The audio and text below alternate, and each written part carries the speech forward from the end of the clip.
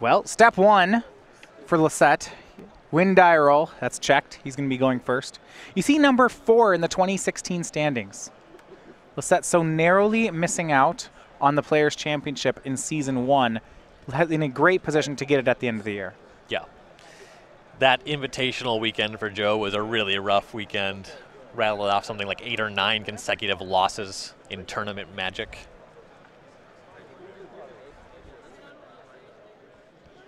But for the year-end total, in great position. All right. So, looks like Lossett on the play will be on 6 cards, and Jessup was on 7. Now, these players, I assume that Joe knows the matchup before he even kept his hand? Presumably. You see a basic forest. It's the one of his. Yeah, this is one of basic. Finds an Urza piece. It's the mine. Stirrings is good. Setting up Tron is good. Leading on forest, not great. All right, well, we'll see what Joe has. He has the mine, another Ancient Stirrings, a Chromatic Sphere, an Oblivion Stone, and a Karn. So, not unreasonable he could find turn 4 Tron, rather, with this.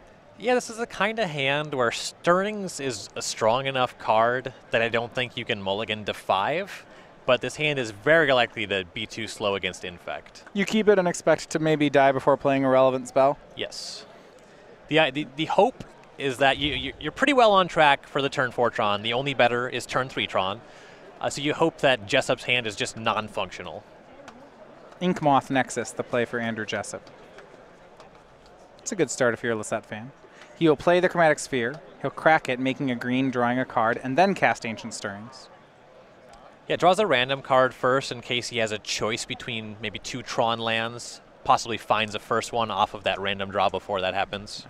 Finds Urza's Tower with that second Stirring, so he's on track for the turn 4 Tron. But now we go to Jessup, and if Jessup's draw comes together, it won't matter whether Joe finds Tron in time. Right.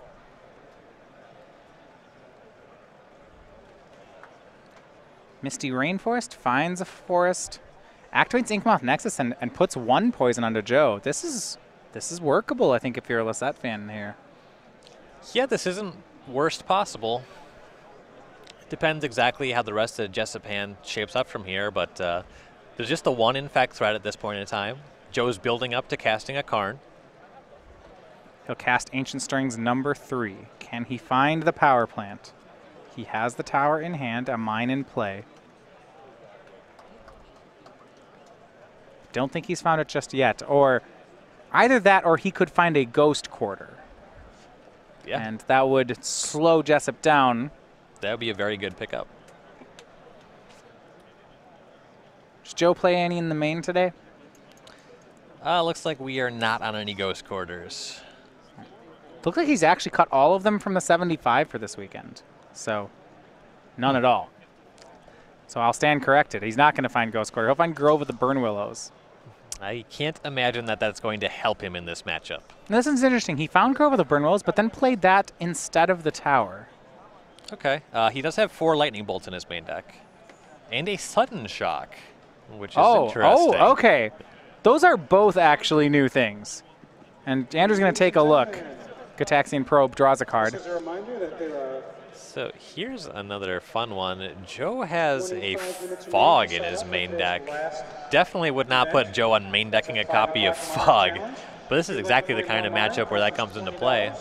His main deck is really skewed today, isn't it? It's for this matchup. Yeah.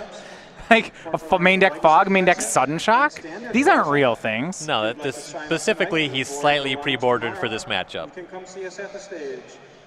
Oh, slightly, Jesus. Sudden Shock. I mean, what happens when someone plays Wild Macau? That doesn't even kill it. He has 4 Lightning Bolts. Okay. You can catch their Burning Tree Emissary. For Andrew Jessup, he'll play an Infector out here off the 3rd land. It's Viridian Corruptor. This is a slow start for the Infect player, and this is not the way I expected the game to shape up. I am rather curious about Jessup not just finding breeding pools. Life total is not especially important in this matchup. So Lossett is going to cast one of those main phase Lightning Bolts.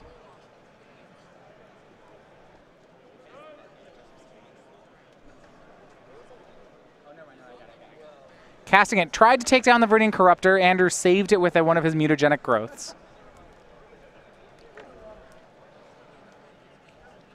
Not going to make it that easy for Joe. No. And now it's Oblivion Stone for Lossett. He's representing the Lightning Bolt, but I don't think Jessup will respect that bluff. If Joe had the Lightning Bolt, he would have done it main phase. Yeah, Jessup also, I believe, has at least one copy of Apostle's Blessing in hand, and assuredly some array of pump spells. Breeding Pool, Might of Old Krosa, Swing 6, Vines of Astwood, kicked. That's 10.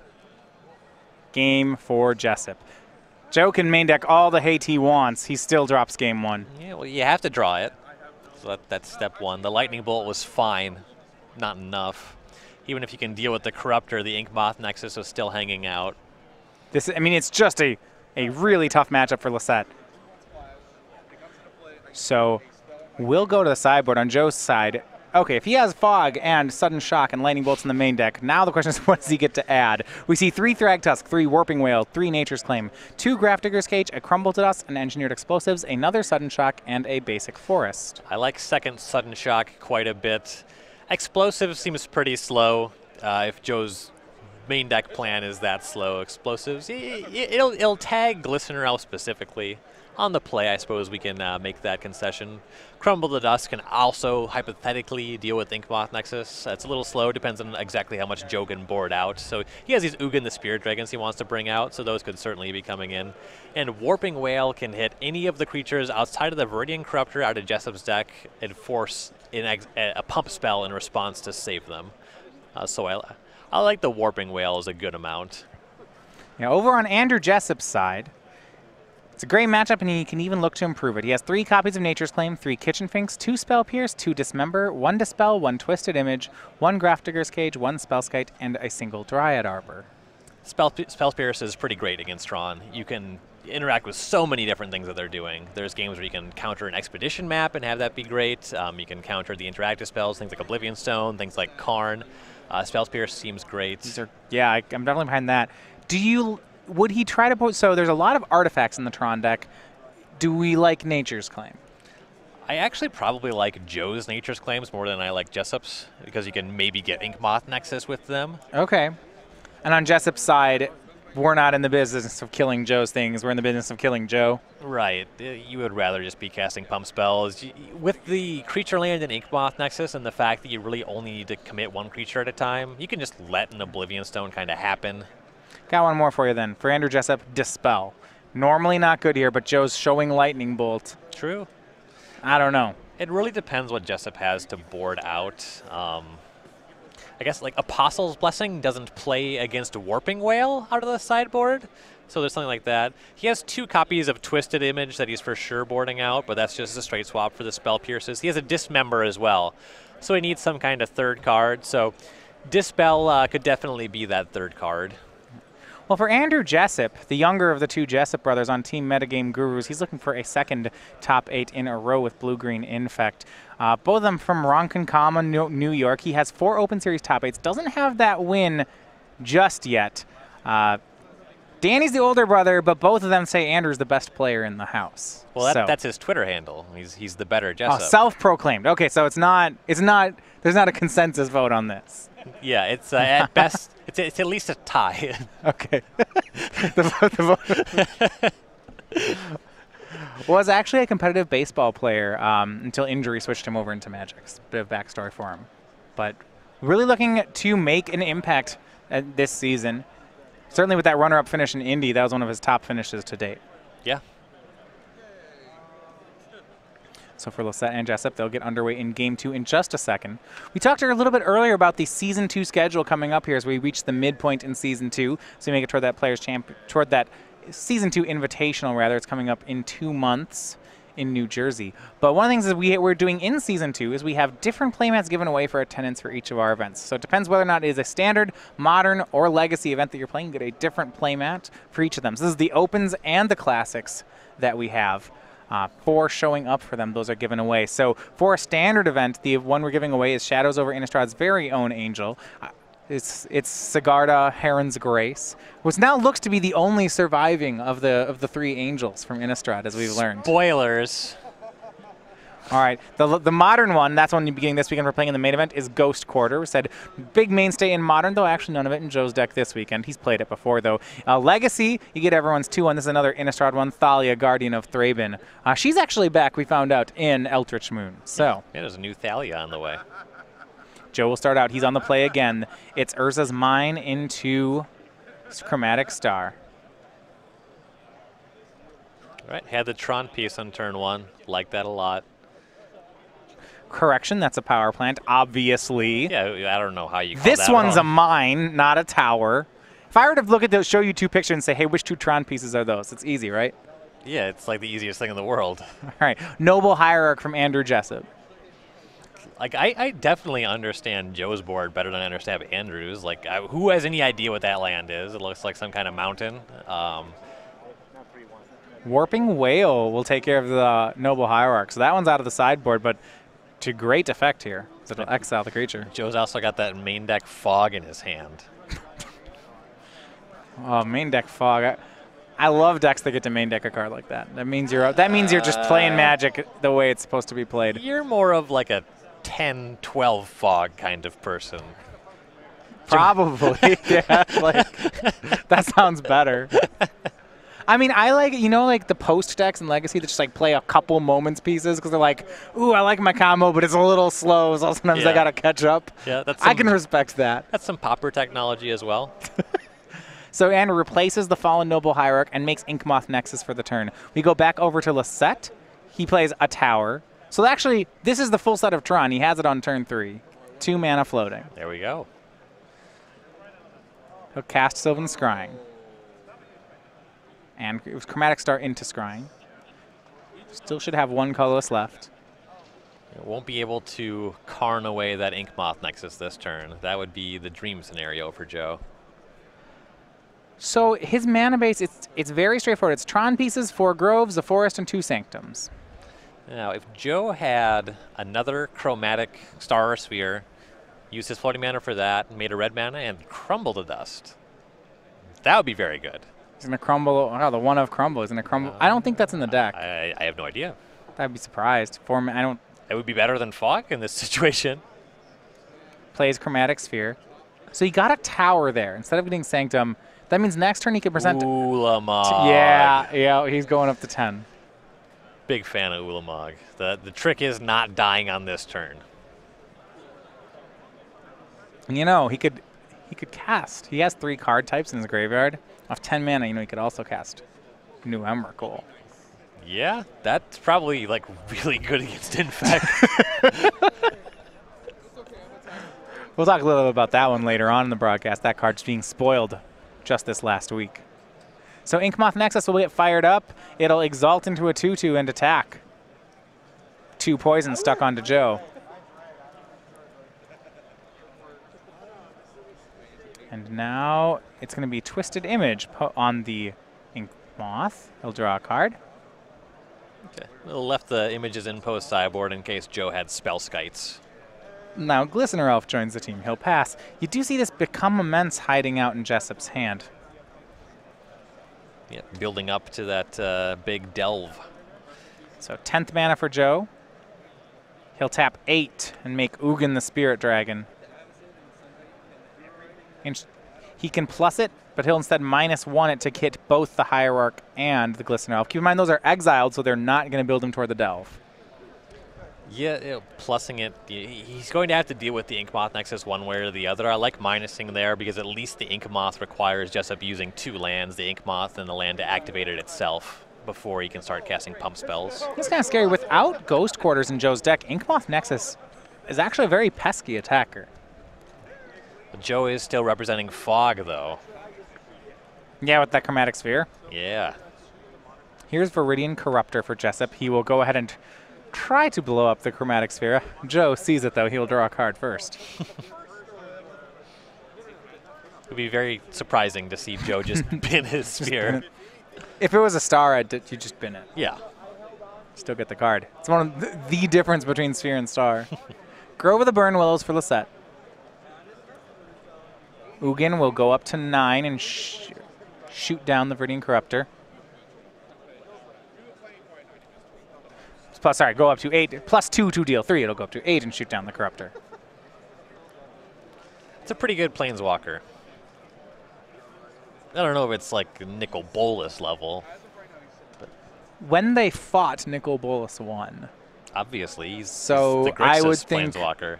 the storyline would certainly say that Ugin is not as good as Nicol Bolas. Yeah, and why would the story be wrong? Inkmoth Nexus will attack. Joe asks, who's attacking? And then Andrew will go for Mutagenic Growth. Are we gonna? I know how this story ends. +2. I bet Joe, this is gonna be great. Become Immense on the Inkmoth. He'll double away 3. This is lethal. It's for 9. It's recommended not to fly on particularly overcast or maybe foggy days. Dan goes up to 18, and a thick fog settles over the battlefield, and Joe takes 0. But not out of the woods yet is Lossett. There's 2 Inkmoth Nexuses on Jessup's side. Yeah, he still needs to find an actual permanent answer. Danny Jessup can't believe it. He's just walking by. We got that alpha picture of fog on the screen. Joe's is revised, I believe. Well, yeah, his is not black bordered. It's a little loose, Joe, but You know, I actually own an alpha fog, a couple of them. you should get in touch with Joe. It's in really bad condition, as are most alpha cards, but Sylvan Scrying from Lossett. What are the tournament rules on actually playing alpha cards? Because they have different corners. Their corners are rounded differently. I'm not entirely sure. That's why a lot of times you see people caring more about beta cards than alpha ones. For a long time, beta cards were valued higher than alpha cards. Because they're playable? That has changed in recent times. Well, no one really plays beta cards either. Sylvan Scrying gets another Grove of the Burn Willows. Well, it's more that people realize that the alpha print run was actually that much smaller. Yeah, they're just collector's items now? More or less. That makes sense. We'll see. Joe finds a copy of World Breaker. That's one of the ones he was looking for, too. It can block those Inkmoth Nexus. Yeah, it can exile one of them as well. Ugin pluses up again, shooting Andrew this time. Joe will pass.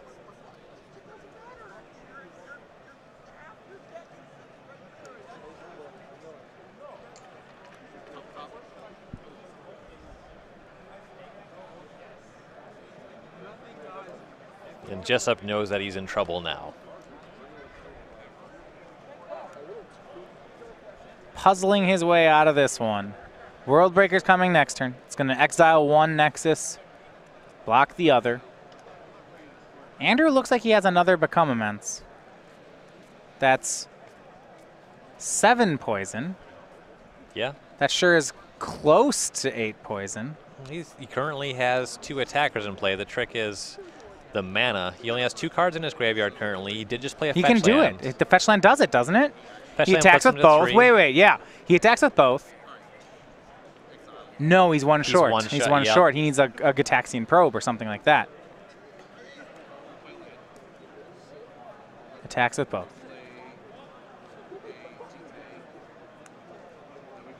One at Ugin, one at Joe. Passes. You go back over to Lossett. I like this. So what I think Andrew's assuming is that a Become Immense plus a 1/1 is 7. So there's no real reason to do anything else with that extra point of poison. Let's send it to Ugin. Yeah, it's not going to matter against Joe. The World Breaker exiles away one of the 2 Inkmoths. Joe plays another Urza land. Ugin goes to 11. Andrew goes to 13. And at this point in time, Andrew is looking for his 1 copy of Distortion Strike to be able to get past this World Breaker. Right, because Apostle's Blessing actually can't do it because the World Breaker is devoid. Everybody's favorite mechanic, devoid. Well, you forget about it until it really matters. My least favorite thing about Devoid is the way that Devoid cards are templated, so they always have static abilities that look like flavor text. A lot of people don't realize that World Breaker has reach. People don't realize that Eldrazi Obligator has haste because it's just like tucked away under all the other text of the card. Oh, that's really interesting.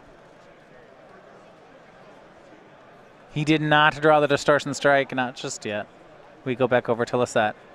Very likely that we're going to be going to game 3 pretty soon here. Well, Yeah, so we'll get a look at that ultimate on Ugin. That one's getting lined up. Jessup's going to attack and use Become Immense. Joe blocks with Worldbreaker, except now Joe can just buy it back. Yep. I'm not sure I understand that attack.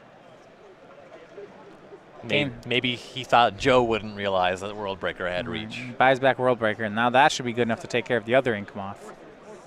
At that point, what else can Andrew realistically do? Yeah, here's an Ugin ultimate. Joe gets to draw 7, gain 7, put 7 things into play. It is the exact opposite of the Nicol Bolas ultimate. Yeah, so it's lame. It's actually very, very good. It's like, I don't know, it's very good. It may be more powerful. Life's not going to matter in this matchup, but draw 7 is always excellent, and cheating on mana, also generally excellent. Well, here's 7 things that Joe's going to play, or at least 5. And that will be the game. Andrew will scoop that one up as we get ready for a third final game. So Joe Lossett does manage to get one against Infect. Yeah. The main deck sideboard Fog. Yeah, so what did it take? He had turn 3 Tron on the play. Yep. Main deck Fog. And Andrew's draw, he snagged a Noble Hawk with a Warping Whale, which I guess Warping Whale is just good here, I think. Yes. Yeah, I definitely agree with that. And Andrew's draw didn't do too much. It didn't seem. Yeah, maybe it was pretty, fine. He had, like double Hierarch. He had Ink Moth Nexus online pretty quickly. Yeah, it was fine. Andrew's draw, I think, was actually pretty reasonable. Joe just kind of had him. That main deck Fog, big game. That saved him quite handily here, and we'll see whether or not Andrew re-sideboards because of it. Yeah. Very likely that if he didn't have the Dispel before. Warping Whale, Fog, now you're into it? For sure reaching for it now. Very unlikely that you'll be able to Spell Pierce Fog. It could certainly happen.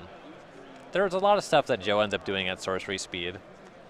There are probably turns where Joe will make a Karn, leave up green, say go, things like that. Yeah, or the turn 3 Oblivion Stone, leaving up a green mana is also another thing that you can do. While they get ready for Game 3, we're going to take a second to talk to you about the Star City Games weekly sale. It's a different thing we have on sale, well, every week. Whoa. I know. Anyway, these go on. The current sale we have goes on until Monday at 10:59 a.m. That's 10:59 Eastern Time. So if you are on the West Coast, then you want to do it before 8 a.m. That's our thing. But we are doing complete right now, sealed products and complete sets. So if you are looking for more Shadows over Innistrad, for example, maybe you want to crack some of those cards. We have those. And also, if maybe you don't like cracking your booster packs to get a certain card you want because you just want to have the whole set and have it be done with, we also have complete sets of those available on the website. That sale ends Monday, though, so you're going to want to head over there this weekend. Yeah, I believe Shadows packs are like $2.50 a pack on this sale right now. If you want to pick up a couple draft sets on the relative cheap, yeah, that's a solid price.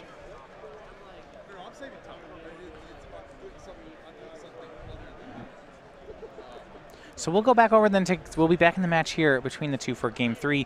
This is the first game, though, of the set where Jessup is going to be on the play. I know that's going to be strong for him. Yes. But we've seen Jessup keeping hands which are lighter on pressure, opting to kind of try to win that late game. In Game 1, for example, Jessup won it, but it wasn't the incremental damage sometimes you get from Infect. In a lot of matchups, they go 2, 2, 2, and then they put you at, say, 4 poison, and then they swing and use 1 groundswell, and they say, that's lethal. Each time, Andrew has just gone for, a 10 ball in 1 turn. Yeah. The printing of Become Immense made you way more able to just have those huge turns.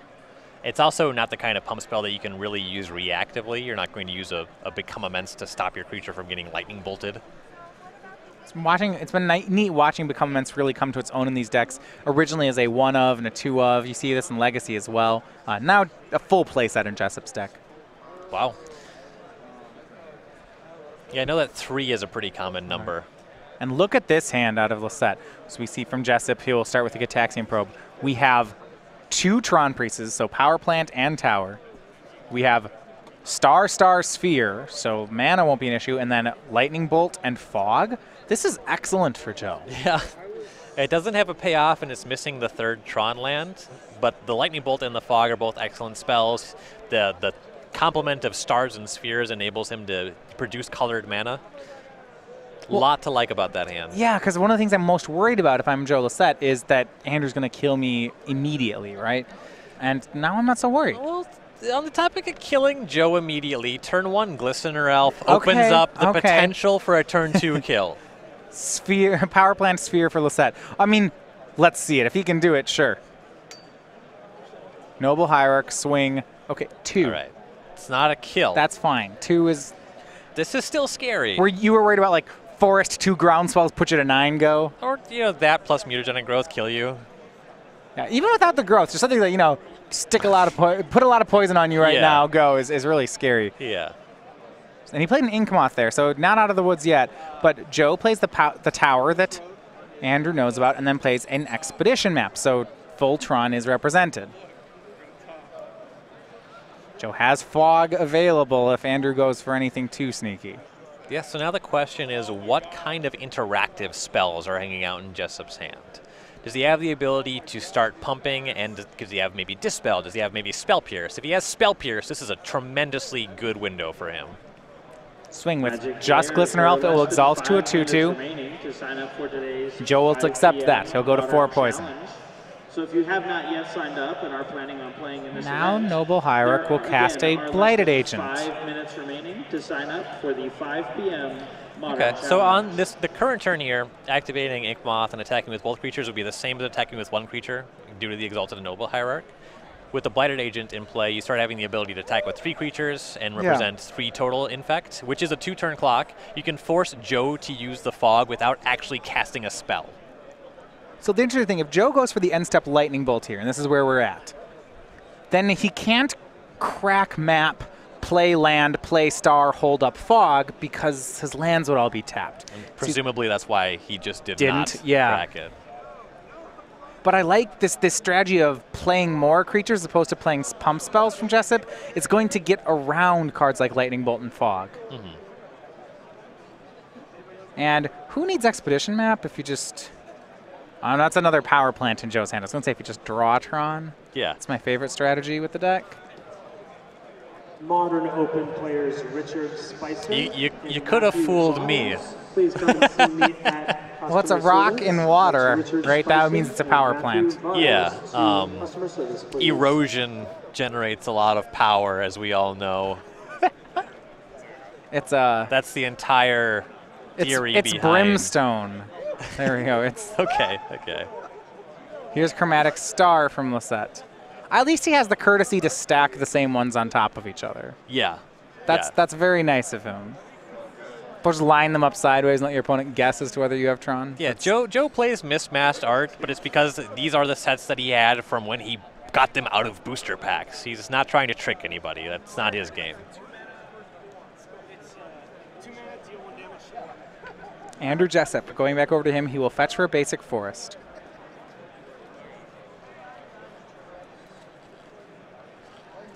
He does have to be careful, though, if you're on Jessup's side, about something like end step crack Expedition Map, play and crack Oblivion Stone. Yeah. With this many creatures on board, you still have the Inkmoth Nexus, but you know that Joe has Lightning Bolt, and if we didn't have a good window to play a pump spell with some kind of interactive, say Dispel or Spell Pierce before, you would need to have top decked it between then and now, and I don't think that he has that. All right, 4th land from Jessup. He will use Hierarch to activate Inkmoth. He'll swing with all 3 Infectors. This is going to put 3 more poison onto Joe.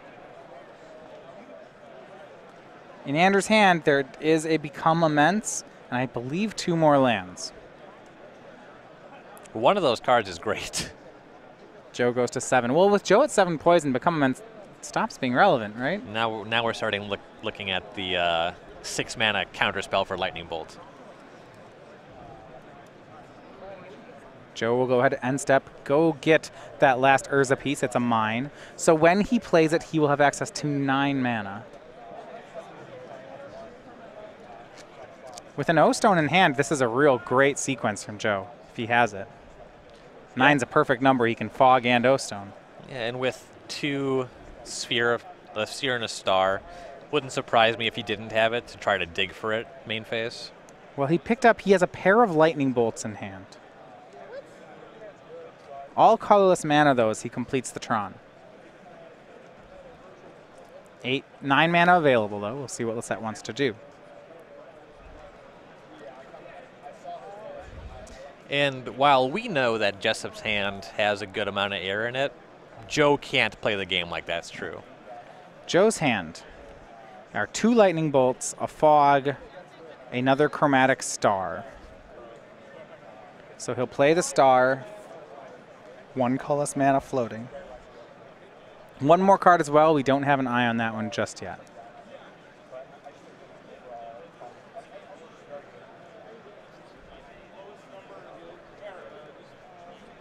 It's possible that in a flurry of lightning bolts, Joe can just kill them, answer these infectors.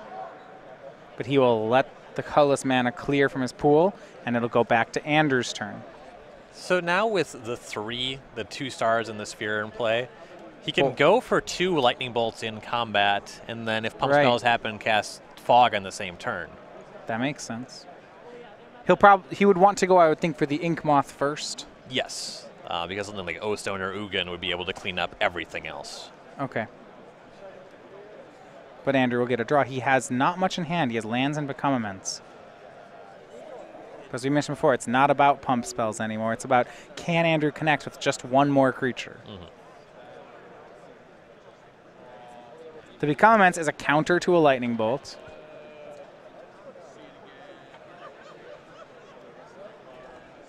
Now, Andrew, he still knows about the fog and the lightning bolt. So, 1 of the bolts, not both. Right, doesn't know about both. I'd be curious to see if maybe if he hangs back the Ink Moth Nexus on this turn to not expose it. So here are the 3 infectors. He will attack with the team. That's going to force action from Joe. He obviously can't take 3 more poison. That would put him to 10. So he's going to use 2 mana off this power plant. First, he'll sacrifice a sphere, making red. Draw a card. Red colorless in the mana pool right now. Lightning Bolt on Ink Moth Nexus. Yep, and as we were discussing, that's the target you want to go for in combat. This is the only time that Ink Moth is a creature.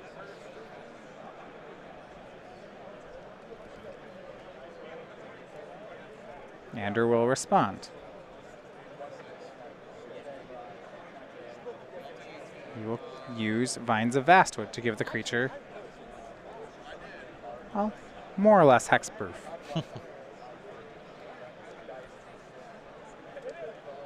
Lossett's going to respond. Uses that other colorless mana in his mana pool to make another red. Draw a card. Remember, there's still a Become Immense in Jessup's hand. Right.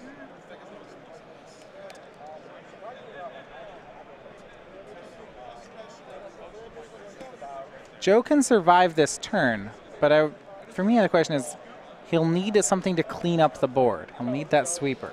Yeah, he needs to both survive and have a follow-up.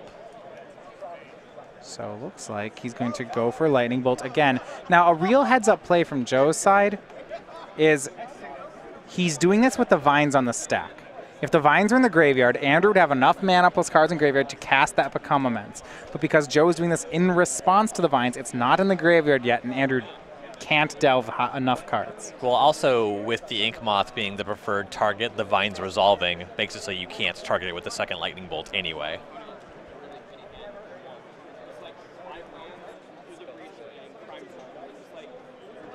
Oh yeah, he couldn't use the second bolt. Right. Yeah.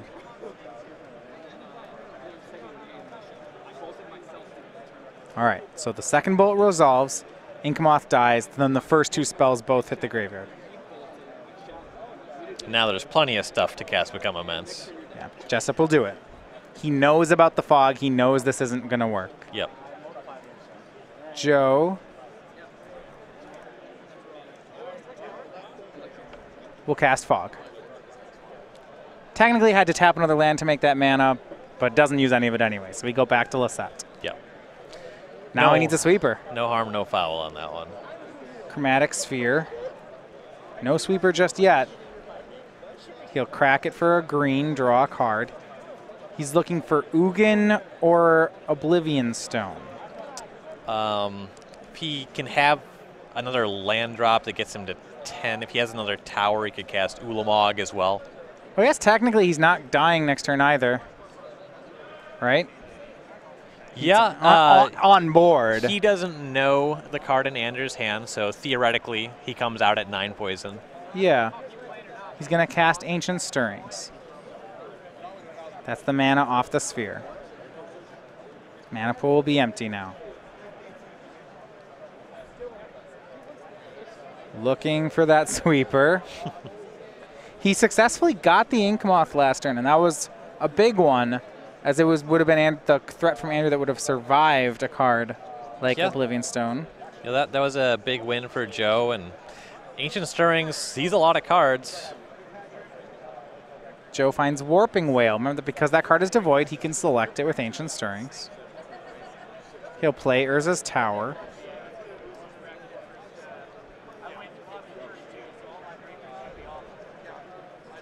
He's going to Warping Whale away the Blighted Agent.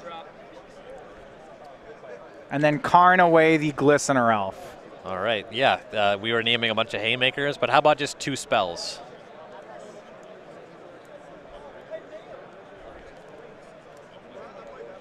Yeah, enough mana to do that. So now Jessup is left with no Infectors. Joe's at 7 poison. Can he sneak the last one across? Karn Liberated is one of very few ways in Magic to remove poison counters from a player. Oh yeah, restarting the game. Yeah. Joe starts plussing it, which presumably will be the action next turn. Might of Old Krosa, cast on Noble Hierarch. It will attack Karn, and Karn leaves the battlefield. Okay, I like that from Jessup. He's not going to beat the Karn in play. He's unlikely to win this game one way or the other, but maybe Joe's just out of gas. Yeah, well, Joe drew an Ancient Stirrings, but what you have to remember here is that Joe actually has no permanent colored mana sources, so players are just trading draws back and forth until finally Lossett does hit a Grove of the Burn Willows, and now he's back in business. Yep. Give Andrew a life point. Cast Sylvan Scrying. Maybe Joe doesn't have that much business yet. He has to actually top deck the threat. He's just going to find another Grove of the Burn Willows. Well, that's not too much. Can Andrew draw an Infector? He's just hitting Joe for now. Noble Hierarch, not the typical way you win the game with Infect, though it does happen from time to time. Joe continues to draw Tron pieces. Those aren't live draws just yet. We see Grove of the Burn Willows being used for mana again. Now it's for Ancient Stirrings. Looking for a Planeswalker to end the game is Joe. Or an Eldrazi. Yeah, I'd take that. Best he gets is Expedition Map. That's less excited about that one. Yeah. And the interesting thing about the math here is if he's really trying to draw toward a threat, he may not want to shuffle his deck again here because he just did put because of those 4 cards in the bottom. Yeah, you have those cards in the bottom, so your odds are slightly higher to find the thing you want. Now we're going to do it, though. We're going to cast an Ancient. We'll do it all. Cast Sylvan Scrying. The land he can tutor for is Sanctum of Ugin. It's very likely that if he finds 1 Haymaker, he wins the game. Finds Sanctum of Ugin. Plays Expedition Map. All the mana in the world for Joe. Now he just needs something to cast. Jessup gonna hit him. Joe has 17 turns to find a finisher. Takes a hit there. Now he has a lot fewer. It's Blighted Agent. He has 2 or maybe 1 turn. That Blighted Agent with Exalted will hit for 2. And you have to think that Jessup has picked up a pump spell. Yeah, with this many turns of nothing, it'd be very unlikely that he's on just all air. Joe knows it. Needs an out now. Cracks Expedition Map for another Grove of the Burn Willows. This is a game where that one big exchange where Joe got all of Andrew's creatures, things were looking good for him. But he wasn't able to keep his Karn in play. Draw Expedition Map. That's not it. Sanctum Mugen's the play. He'll play map. This looked so close for Joe, but I think Jessup's going to take it. Does he have the pump spell? Let's see. Gitaxian Probe. He's going to see if the coast is clear. Draws a card. He knows that there's no removal. Pendelhaven. Attack before Exalted, pumps it to 2-3, goes to 3-4, and the match goes back to Andrew Jessup. Yeah. In fact, he takes down Lossett's Tron in 3 games. It's a good matchup, but he was on the ropes. Yeah, lethal Pendelhaven, that seals it all up there. And, you know, maybe this is a little karmic justice for Joe comparing Sanctum of Ugin favorably to Eye of Ugin. Oh, you mean he searches it out with all the... If it was Eye of Ugin there, Joe wins that game. Oh, very easily. Yeah.